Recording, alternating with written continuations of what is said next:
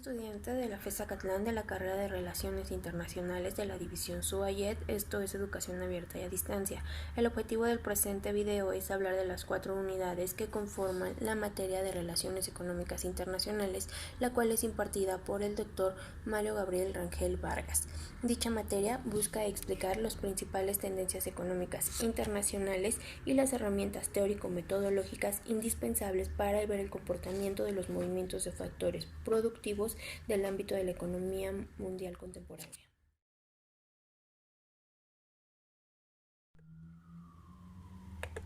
La primera unidad se titula La dinámica económica mundial a partir de la década de los 80. En esta unidad se busca analizar la estructura económica en dicha década, así como los factores que configuran el sistema económico mundial actual. Se vio lo que es geopolítica y geoeconomía, por lo cual es importante marcar la definición de cada una de estas, las cuales han sido extraídas del libro Geopolítica y Geoeconómica en el proceso globalizador de la autora Rita Giacalone. La geopolítica como disciplina nació de la geografía política del siglo XXI. No se limita a estudiar la división del mundo en estados según sus capacidades materiales, es decir, militares, población, territorio, recursos, etc., sino que incorpora el análisis de las estrategias de sus gobiernos y sus causas y consecuencias en las relaciones interestatales. El prefijo geo indica que se asume que la geografía desempeña un papel importante en esas estrategias.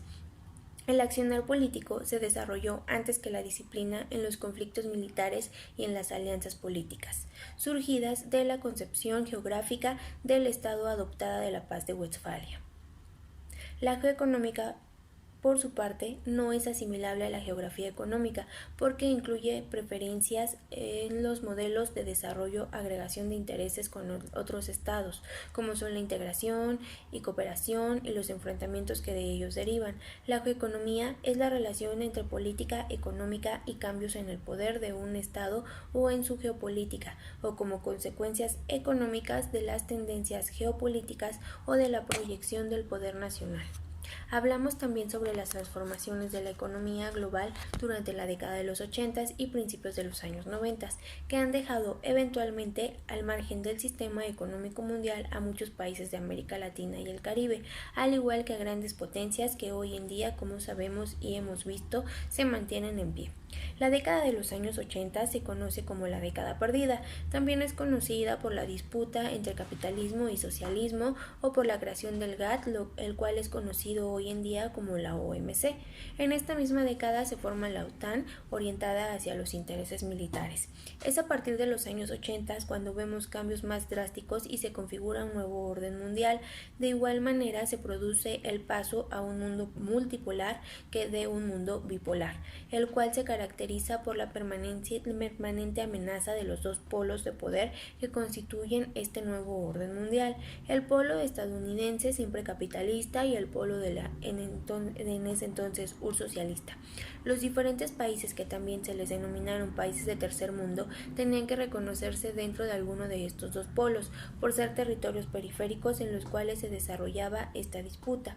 Los ciclos largos o ciclos de Kondratiev son una forma de expresión razonable sistémica en el funcionamiento de la economía capitalista, que se concentran en los países centrales desde el surgimiento de la revolución industrial a finales del siglo XVIII.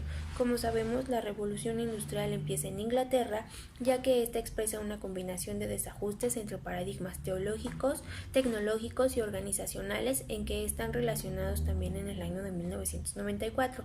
Podemos situar a la emergencia de una nueva fase de expansión al ciclo largo de la economía mundial, la cual observamos por los movimientos de la tasa de crecimiento del PIB per cápita mundial y la tasa de las ganancias, que se elevaron significativamente a los niveles que se alcanzaron normalmente entre 1974 y 1993. En América Latina se llegó a desarrollar una importante diversificación de sus mercados. Las economías de mercado más desarrolladas eran las exportaciones de energéticos, del lado de las naciones más desarrolladas. Entre estas naciones podemos encontrar a Japón, quien emergió como uno de los principales o más bien una de las principales potencias y nuevos clientes de los minerales de América Latina. En 1980 la crisis comenzó y el nivel de gasto se redujo. fuertemente en términos reales como consecuencia de los procesos del ajuste, todo aquello en la preocupación de las cargas fiscales, el peso de las cargas financieras, de la deuda externa y que aumentaron por la elevación de las tasas de cambio monetario, es decir, por la depreciación en las devaluaciones como el alza de los intereses bancarios en el sistema financiero internacional. El costo de la deuda pública también aumentó drásticamente debido a la mencionada elevación de los intereses bancarios. Al término de esta unidad pudimos ver que surgieron actores diferentes a los del Estado-Nación e incluso que este último ya no es el mismo que el que se dio en la Paz de Westfalia. Además nos percatamos que los aspectos geopolíticos y geoeconómicos del mundo actual y sus posibilidades futuras tienen un importante papel debido a la interacción entre intereses de los estados y los actores adicionados a la mecánica internacional, como lo son las empresas transnacionales, las organizaciones multilaterales, entre otras.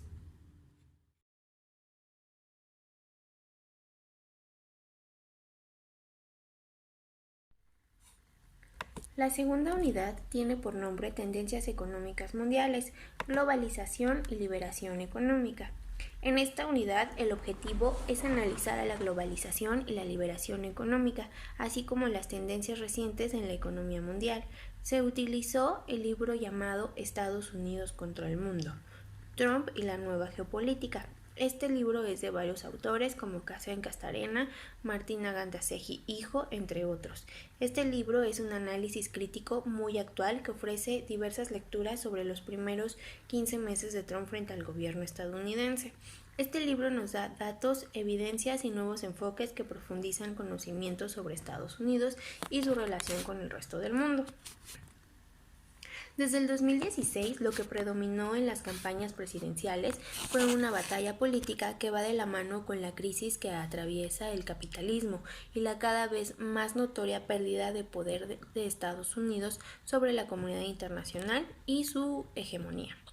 Las luchas internas, tal como lo menciona Gabriel Marino, eran referentes a los temas que hacen las construcciones de un proyecto político estratégico, como puede ser la guerra en Irak, las estrategias en Medio Oriente, el papel y poder de los organismos e instituciones multilaterales, la estrategia para el enfrentamiento con las potencias o los polos de poder emergentes regionales y globales, así como los acuerdos multilaterales de comercio, la inversión y la regulación económica transnacional y las reformas en la regulación del sistema financiero.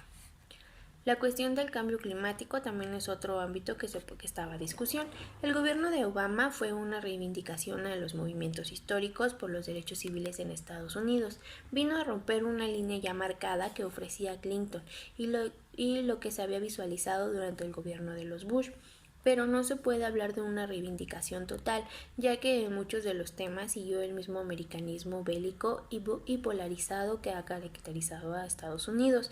Con el ascenso de Trump, la polarización aumentó casi hasta llegar al mismo punto que en los años 70 y 60. Con lo que va del gobierno trumpista, podemos ver una época en la que existe una disputa de poder en los Estados Unidos.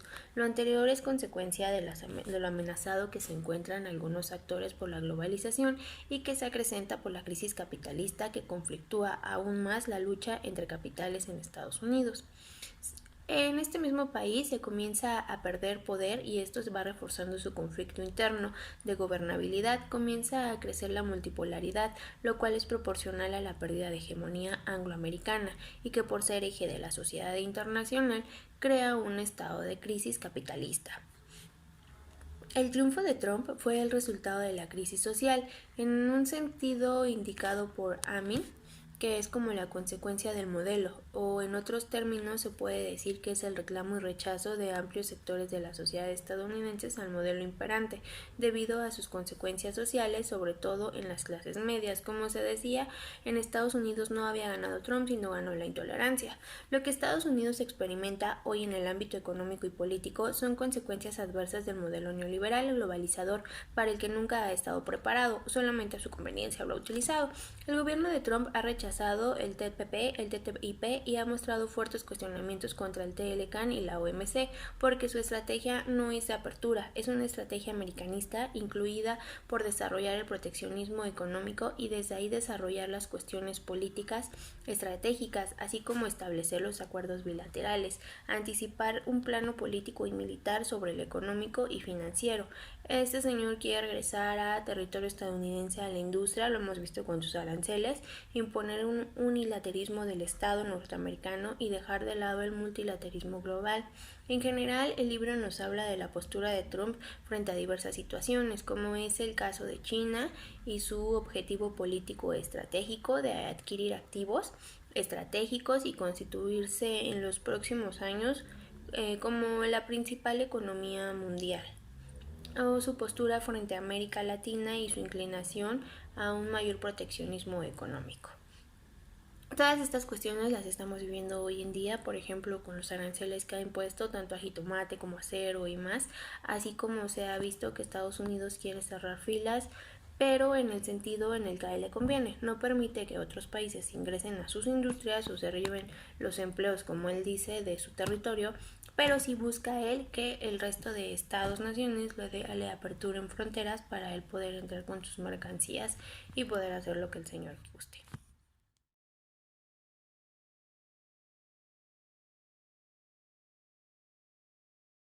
En la unidad 3, la cual es nombrada Postura de los agentes económicos a nivel internacional, el objetivo es describir a los agentes económicos del comercio internacional, así como sus características, posturas e importancia al interior del sistema internacional. Para esta unidad, nuestro material de trabajo fue el libro llamado Una ética mundial para la economía y la política, de Hans Kuhn. Este libro nos habla de lo que es la ética mundial, por la cual entendemos que es una actitud ética global que no es una nueva ideología o una infraestructura y no intenta hacer superflua la ética específica de las diversas religiones y filosofías. La ética mundial no se identifica como una cultura mundial única. Dicha en términos positivos, una actitud ética global es una ética mundial, que no es otra cosa más que el mínimo necesario de valores humanos, criterios y actitudes vinculantes. Una ética mundial es el consenso básico con respecto a valores vinculantes, criterios irrevocables y actitudes fundamentales afirmados por todas las religiones, a pesar de las diferencias que entre estas pueden existir, diferencias dogmáticas y que pueden ser compartidas incluso por los no creyentes, como para que no haya ahí un tipo de división entre creyentes y no creyentes. Este autor nos comenta que hay quien no cree que se pueda alcanzar esa armonía en materia de la ética. Creen que por mucho se puede alcanzar una ética regional, sin embargo nos hace hincapié que se tiene que lograr o de otra manera no podremos cambiar el cauce por el que vamos. Esta ética mundial tiene su fuente en las religiones del mundo, pero no es la formación de una nueva y única religión. Esta ética nos habla más bien de tomar los buenos preceptos de todas las religiones y la tan necesitada y carente sociedad. Esto se debe de homogenizar. Para que todos los preceptos sean los mismos, se debe respetar cada religión y hacer universales los valores que la globalización ha ido dejando de lado, y a la vez se deben de implementar estos valores o reglas en la economía. Nos dice Kuhn que la función integradora de la religión no puede suplirse por ninguna clase de filosofía o ética. Es preciso dejar constancia de que tiene que haber una fuerza vinculante de la religión para que la creación de una ética mundial pueda prosperar. Se tiene que evitar algunas cosas, como ser un duplicado de la Declaración de los Derechos Humanos. Más bien se busca reforzar esta, no ser una copia idéntica de algo que no se está cumpliendo al pie de la letra, o no ser un sermón cáustico moral, es decir, algo que aleje a las personas del proyecto pensando que hay ciertos sesgos que divida a la creación. Se debe evitar una proclamación fanática religiosa para que sea posible avanzar en la creación de la ética. También se deben de observar algunos criterios formales, como lo es una declaración formal de la ética mundial que debe ser referida a la realidad. Tiene que ser orientado a un ámbito ético profundo con valores vinculantes, criterios irreversibles y actitudes fundamentales internas. Debe de ser, por otro lado, también comprensible para todos, no debe de ser algo que excluya a los unos o a los otros y debe ser capaz de concitar un consenso. No se busca que una ética sustituya a la religión o viceversa, sino que se complementen una con la otra. Este libro también nos habla de lo que es la globalización. El autor la considera que esta tiene un aspecto tanto negativo como uno positivo y que no podemos encasillarla en uno solo de estos. La globalización también dice que no es algo reversible, pero que si es algo con lo que ya contamos, lo ideal es usarla en beneficio de las sociedades. La globalización, nos comenta, ha generado un aumento en el intercambio comercial y las naciones, para hacer las que mejores privilegios disfruten, han implementado una acérrima competencia entre ellas, que han llevado a una situación en la que sobrepasan los valores y lo justo de las situaciones, además de aumentar las desigualdades, tanto sociales como económicas, etc. En general, el libro nos habla de una primicia de la ética frente a la economía y la política.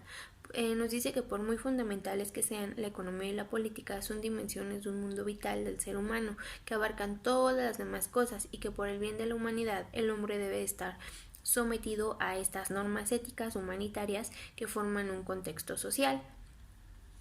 Kuhn nos da una perspectiva diferente de lo que es globalización.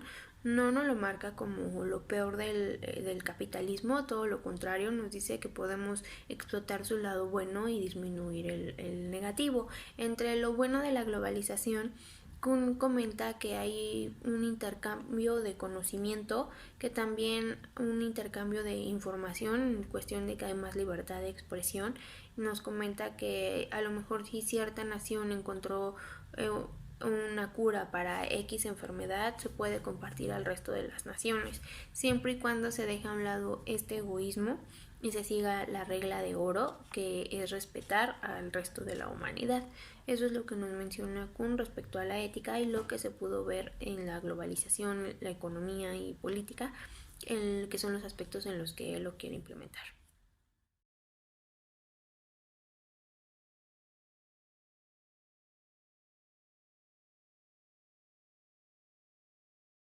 La unidad 4 tiene como nombre Perspectiva de las Relaciones Económicas Internacionales en el siglo XXI. El objetivo de esta unidad es el de analizar el futuro de las relaciones económicas internacionales basándonos en la tendencia actual de la globalización.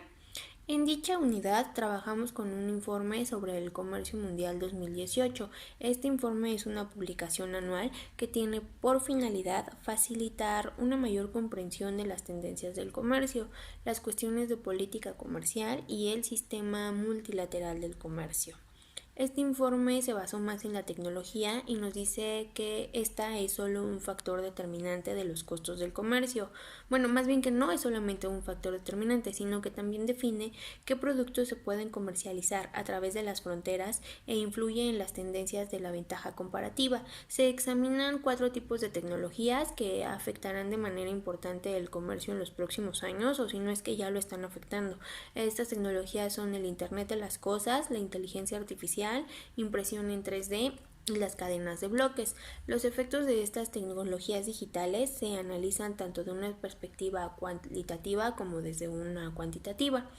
Se nos dice que uno de los efectos más significativos de las tecnologías digitales es el grado que reducen los diversos costos comerciales, como los costos de transporte y logística, el costo de cruzar las fronteras, los costos de la información y transacción, así como los costos de pagos transfronterizos o incluso los costos de producción también.